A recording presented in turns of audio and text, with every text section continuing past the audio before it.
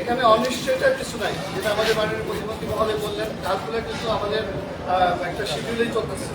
শুধু কাজের ডিলে রয়েছে, যেহেতু এটার সাথে এলিভেটেড এক্সপ্রেসের যে কানেকশন হচ্ছে ঢাকা এলিভেটেড এক্সপ্রেসের সাথে, ওই ডিপার্টমেন্টের কাজটা একটু বিলম্বিত হওয়াতে আমাদের কাজের সাথে কানেক্টিভিটিতে বিলম্বিত হচ্ছে।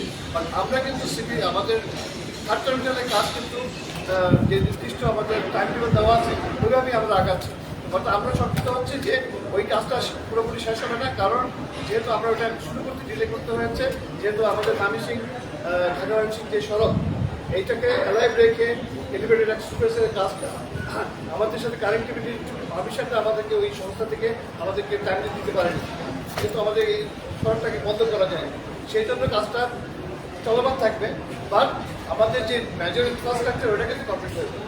আর এই স্যার আমাদের প্রতিবন্ধী মহোদয় যেটা বললেন, আমাদের কিন্তু বিল্ডিংয়ের ইনফ্রাস্ট্রাকচার হয়ে যাবে, কিন্তু একটা টার্মিনাল কিন্তু শুধু বিল্ডিং, এখানে কিন্তু অনেক সিস্টেম, এই সবগুলো সিস্টেমকে তখন এগুলো ক্যালিব্রেশন চলবে। এই ক্যালিব্রেশন কমপ্লিট হয়ে যাবে, তো আরও কিছু সময় লাগবে, কিন্তু আমাদের সফট মিটিংটা আমরা আশা করছি ইনশাল্লাহ আগামী 23 অক্টোবরের ভিতরে আমরা করতে পারবো। আর এখন যে প্রশ্নটা হচ্ছে যে হাই স্পিড এক্সপ্রেস, এই কাজটা আমাদের দ্রুততার সাথে সম্পূর্ণ হচ্ছে, এবং এটার উদ্দেশ্য ছিল যে আমাদের যেহেতু এই টার্মিনাল হয়ে গেলে এখানে আরও বেশি পরিমাণ ট্রেন আসবে, এই ট্রেন যেহেতু আমাদের রানওয়ে একটা, এই রানওয়েতে যেন ট্রেনের স্থায়িত্বটা কম হয়, দ্রুততার সাথে ট্রেনগুলো রানওয়েতে চলে রানওয়ে থেকে বেরিয়ে আসতে পারে, এই জন্য দুটো আরও এডিশনাল হাই স্পিড এক্সপ্রেসের কাজ আমরা হাতে নিয়েছিলাম।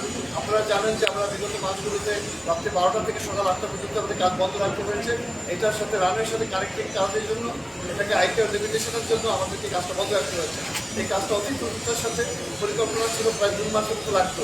এই কাজটাকে আমরা টেনে এই মাসে শেষ করতে পারবো। আশা করছি এপ্রিলের শেষেই মেয়ের প্রথম দিক থেকে আমরা শেষ হয়ে যাবে, এবং আমাদের রানওয়েটা পুরোপুরি এবং দিনরাত্র ব্যবহৃত হবে। নির্মাণের আগে বলা হয়েছিল যে নতুন রাডার স্থাপন করা হবে, সেটা কি এটার জন্য নির্মিত হওয়ার আগে করা যাবে নাকি এটা পরে? রাডারের কাজ শুরু হয়ে গেছে। আমরা এটা মাননীয় প্রধানমন্ত্রী একটা অগ্রাধিকার প্রকল্প, যেটা আমরা অলরেডি বাস্তবায়ন পর্যায়ে আছে, এবং আশা করছি একই সময়ে কাজের উদ্বোধন হবে, অক্টোবরই উদ্বোধন হবে। মাননীয় মুখ্যমন্ত্রী, আমরা দেখলাম যে বিমান ভাড়ার ক্ষেত্রে চীনের সাথে ইরানি বিমান ভাড়া খুব বেড়েছে। চীনের সাথে আমাদের যাতায়াত অনেক বেশি, ব্যবসা বাণিজ্য আদান এবং ওখানকার অনেক শ্রমিকও বাংলাদেশে কাজ করে। তো আমার ফ্লাইটের ক্ষেত্রে দেখলাম যে